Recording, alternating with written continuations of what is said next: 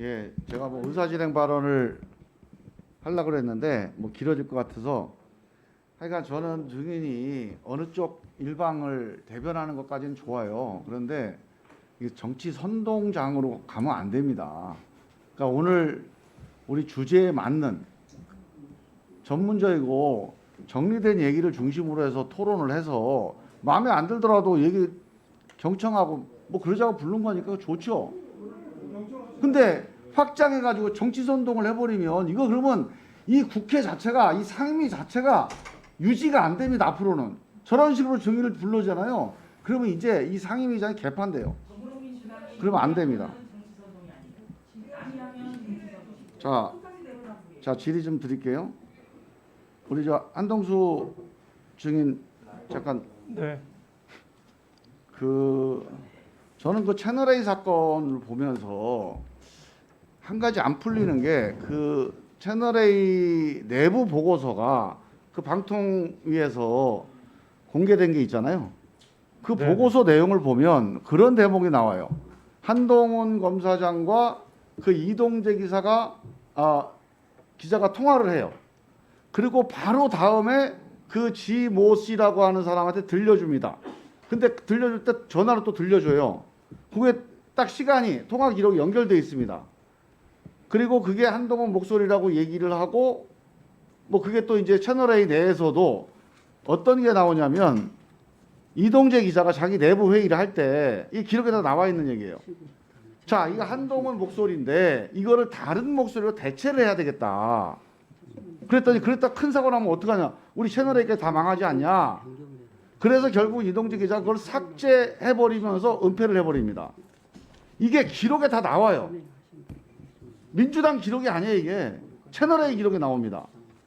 근데 저는 검사들 무슨 수사심의위원회 이런 데서 이런 기록을 보고 이게 어떻게 혐의 없음이 됩니까?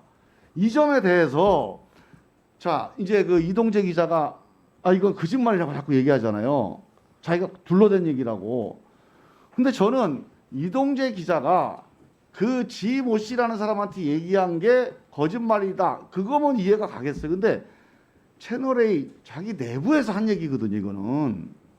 그래서 이건 거짓말일 수가 없어요. 그리고 이거를 뒷받침하는 정황 증거가 통화 기록으로 나온 겁니다. 단지 통화된 파일을 삭제한 거죠.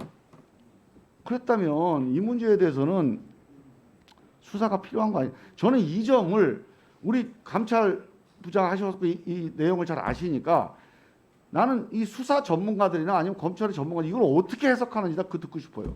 이걸 어떻게 봐야 됩니까? 그 예를 들어 최근에 그 입법 과정에서 검사들의 많은 그런 것들이 이제 매일매일 이제 입으로서도 오고 여러 가지 뭐 국회의장도 만나시고 대통령도 만나시고 이거 행위들을 그 검찰 내부의 어느 고위 관계자는 이렇게 표현하더라고요. 그 한동훈을 포함한 인사권자에 대한 충성 경쟁이다. 두렵죠. 그 100에서 150명의 특수의 어떤 실세들 그 힘들에서 두렵죠. 이거 사건의 방향은 정해지죠. 이거 수사 못합니다. 그리고 일선 정도 뭐 수사가 이제 무혐의 됐다 하더라도 여전히 감찰 사유로 예를 들어 판사 사찰도 이제 뭐 어느 담당관은 본인이 작성했다라고 하고 징계 사유로 만약에 징계 소송이 뭐 확정되거나 뭐 어떤 사정 변경이 있으면 다 이제 징계 사유가 되겠죠. 이 후보자도 무혐의가 됐다 하더라도 역시 부적절한 그 언론사 기자의 뭐 적어도 취재윤리 위반 정도는 되니까요. 또 기타 이제 법무부에서 계속 중인 여러 가지 감찰 징계 사유가 존재하죠. 근데 이제 다만 이 사실의 문제에 있어서 실제 검사장 이상에 대한 수사와 징계는 굉장히 어렵다. 이것들이 제가 2년 한 7개월 정도 검찰에 있으면서 온 그냥 고백입니다. 예. 할 수 있는 범위 내에서 더 계속 최선을 다하고 그래서 있지만, 저는 네. 사실 애당초 이 문제는 검찰 내에서 검찰의 제19 감싸기라고 하는 기본적인 이 환경 내에서 수사할 수가 없다고 좀 봤어요. 이거 네네. 특검해야 되는 거 아닙니까? 검찰이 수사해서 이게 우리가 믿을 수 없는 그런 결론을 내린 겁니다. 그러면 가만히 봐서 수사 결과가 증거가 없다 이래버리면 되는데 사실 수사가 진도로 안 나간 거잖아요. 제가 얘기한 이런 핵심 의혹들에 대해서 밝혀지지 않았어요. 그럼 이런 거 하라고 특검 제도가 있는 거 아닌가요? 이제 뭐 특검 이제 이런 부분들에 있어서는 이제 국회에서 이제 또 하실 또 영역이고 저 뭐 감찰부장의 입장에서 의견은 있습니다. 의견은 있습니다. 여러 가지 어떤 정보의 비공개 측면도 많고요. 정보를 독점해서 사실 우리나라 사회가 이제 뭐 법무부 장관 제가 말씀을 너무 많이 드리는 것 같기 죄송하긴 합니다. 그 이제 뭐 법무부 장관이 뭐 미니스트리 오브 저스티스 아닙니까? 그러면은 그 법무부 장관 자체는 되게 공정해야 되는 거죠. 그런 것들에 대해서 좀 조금 더 이제 조금 더 말씀해 주시면 제가 이어서 말씀드리겠습니다. 대통령과 법무부 장관이 관련된 사건이에요. 네. 이런 거라고 해서 특검을 만든 겁니다. 네네네. 네, 필요하죠.